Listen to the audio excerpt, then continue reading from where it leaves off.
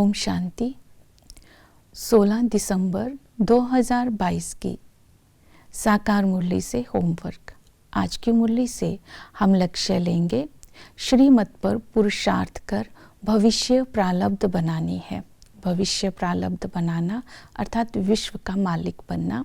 आज की मुरली से स्वमान लेंगे, मैं त्रिकालदर्शी आत्मा हूँ। त्रिकालदर्शी आत्मा, इसके लिए आज हम सारा दिन अटेंशन देंगे। इस ब्राह्मण जन्म मिलते ही बाबा ने दिव्य बुद्धि का गिफ्ट दिया है।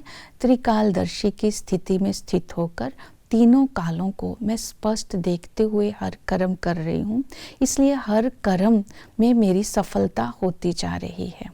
आज की मुरली से चिंतन लेंगे, पावन दुनिया का मालिक बनने के लिए संपूर्ण पवित्रता की धारणा मैंने कहाँ तक की है, संपूर्ण पवित्रता किसे कहते हैं। और इसी तरह श्रेष्ठ प्रारब्ध बनाने के लिए आज हम पुरुषार्थ करेंगे दो बातों के ऊपर। एक, निरंतर बाप की याद में रहना है, दूसरा श्रीमत पर चलना है। निरंतर बाप की याद में रहने के लिए बाबा ने कहा, बाप को और घर को याद करो। बाप को याद करने की विधि आज की मुरली में बाबा ने बताई है कि बाबा से होने वाली प्राप्तियों को याद करो कि बाबा हमें हमारी सद्गति करता है, विश्व का मालिक बनाता है, स्वदर्शन चक्र धारी बाबा हमें बनाते हैं। तो इसी तरह जब हम बाबा की से होने वाली प्राप्तियां याद करेंगे तो बाबा की याद निरंतर रहेगी। दूसरी विधि बताई, चक्र बुद्धि में फिरता रहे।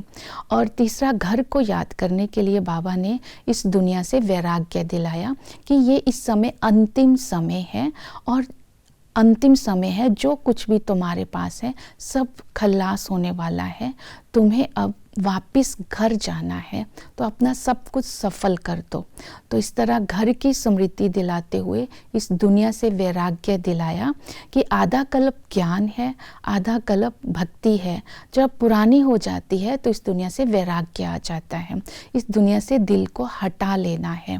तो इस तरह वैराग्य वृत्ति आते ही हमें घर की और बाप की याद स्वतः ही आ जाती है। फिर दूसरी बात बाबा ने बताई, निरंतर याद रखना है तो कर्म योगी बनो। कर्म योगी बनने के लिए कर्म अकर्म विकर्म की गुह्य गति को ध्यान में रखेंगे तो कर्मों से कोई विकर्म नहीं होगा। दूसरा, कर्म योगी बनने के लिए बाबा ने कहा साथ साथ याद का चार्ट 8 घंटे तक लेकर जाना है। इसलिए 5 मिनट 10 मिनट आधा घंटा बीच बीच में याद करते रहेंगे तो याद का चार्ट बढ़ता जाएगा और लास्ट में चेक करना है सारा दिन बाप की याद कहाँ तक रही। और दूसरी बाबा ने आज बात कही, श्रीमत को कदम कदम पर बाप की श्रीमत पर चलना है।